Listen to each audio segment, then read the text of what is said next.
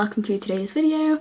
So it's been a while, but that's kind of because I've been really busy. In today's video I'm going to be talking about time management and productivity tips for uni students, as obviously it is now the Easter holidays and this is the kind of time when you're going to want to be finishing off your work, getting those assignments done and starting to revise for your end of year exams. My first time management tip is to write a to-do list. So list it from 1 to however many you've got, and the 1 will kind of be what's due soon, or it's the ones that are bigger, such as essays that you know are going to take a lot of your time. They tend to overestimate the amount they think they can do, and they tend to underestimate how long each task is going to take.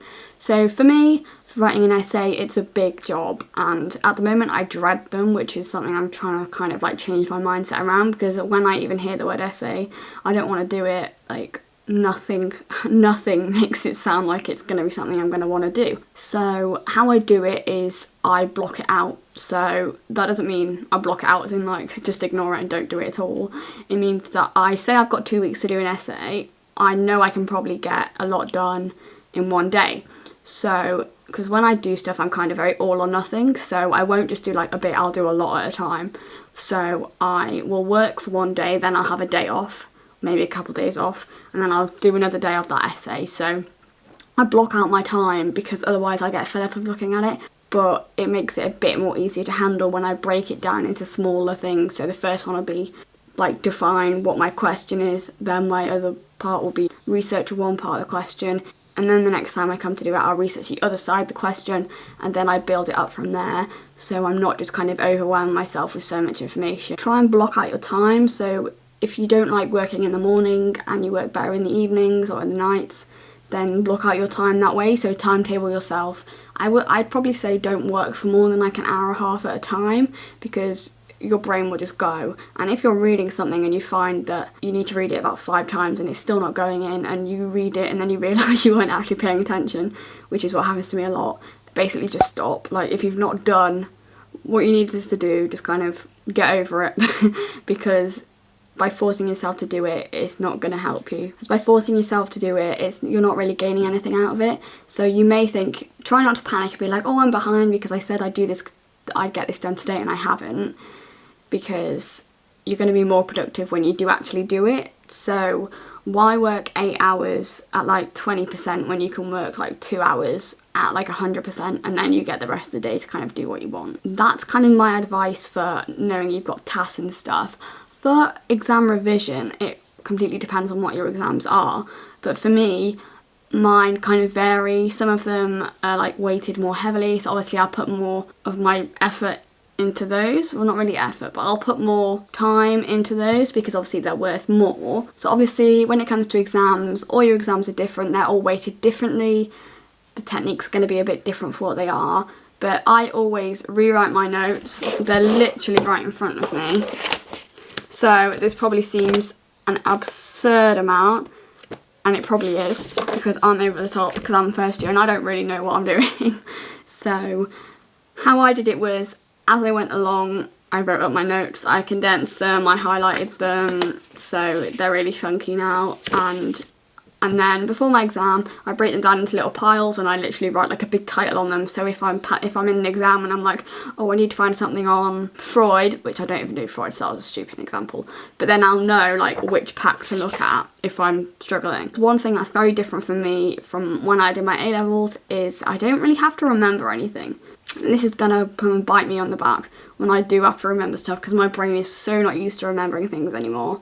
It's been like 2 years, so my brain is not used to it. My brain is better at understanding the information and then I write it down. Condense your notes so you're not looking at like 25 million pages. Highlight the key terms. Make sure you give yourself enough time to read over them before your exam. Don't stress and cram unless that works for you, because people work differently. I tend to work best in like the mid-morning. Plan your time wisely, because people will be like, oh, I'm panicking, I've got 3 assignments due in a week, whereas I've probably already done 2 of them, because I plan my time very well for me and it's always worked for me. Obviously everyone is different, but with me I've always kind of been, I suppose you could say, ahead of the game, but I'm just very structured and I work in a very timetable-y way. Like my whole life is literally structured around timings and stuff. But I also learned the hard way. So for my GCSEs, I decided not to revise till April, and then I thought I'd force myself to do 6 and 7 hours of revision a day, and it drove me insane because it would literally dictate my life. If I was out somewhere and I was meant to be doing revision in like 15 minutes and we weren't going to get back, I got really stressed out and I'd really panic. I'd be like,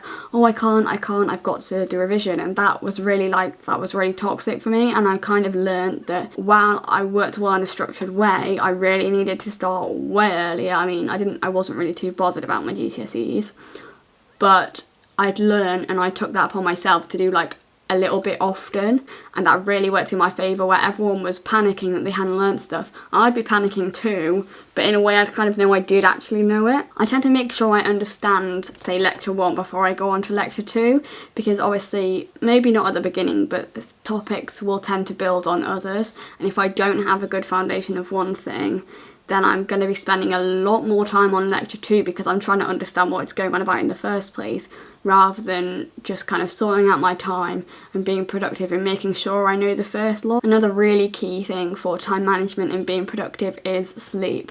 So I have probably a really good sleep pattern. I will probably go to bed about 11, and obviously the luxury of it now is I will wake up at 10.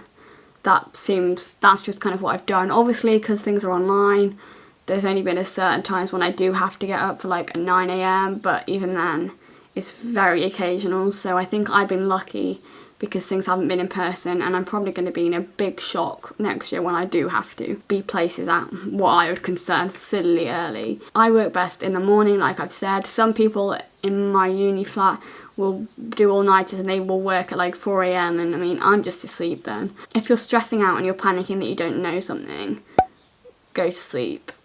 Like, you'll know more than you think you do. And I remember in like year 9, whenever I went to school and had an exam, I used to put my book under my pillow and sleep on my pillow, so like the information would be like absorbed into my head. And I remember in year 9, someone was saying how I revised, and I said what I did, and the teacher was like, oh, so you sleep on your book, so then it all goes into your head. Are you serious? And like laughed at me, and I was like, no, I'm serious. And he genuinely thought I was joking. I mean, I wasn't joking. I mean, I don't do that now. Revision and learning is very psychological as well. So, I mean, the words and the information was obviously not going into my head through me sleeping on it, literally sleeping on it. But, like, within myself, I obviously felt that, like, the information was going in my brain. Obviously, psychologically, I felt if I did a test the day before and I did the test the day after, I'd probably perform better on the test the day after, because I'd psychologically told myself that the information was going in my brain overnight. So, a weird tactic, but I mean, I definitely think the psychology of exams is very important to how you do. So if you kind of tell yourself, oh, I'm not going to do very well, or I'm not going to be able to get this assignment done, then you're not going to be able to do it. I think life works like that. If you tell yourself you can do something, then you can. With time management, block out your time, work things out backwards. So don't start and be like, oh, it's January, I've got till May. Start with, it's May, what do I want to have done the week before? And work backwards.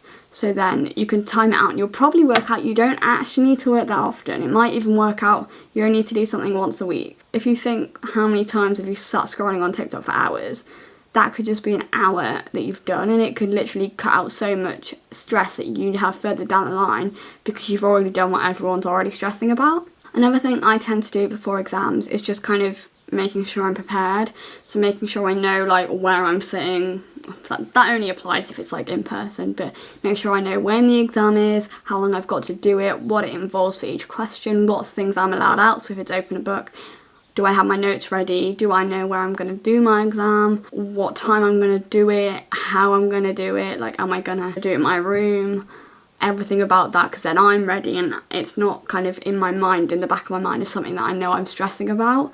Because I think with exam season, everyone gets really stressed and they start to panic that they don't know anything. People tend to have a lot of arguments around this time as well, because everyone's really stressed and heightened, and it'll be the simplest thing, like someone might have written in blue pen and you want them to write it in black and you would have snapped. But you've not snapped at that, you snap because your brain is stressed about your exams, maybe because you don't feel like you prepared properly.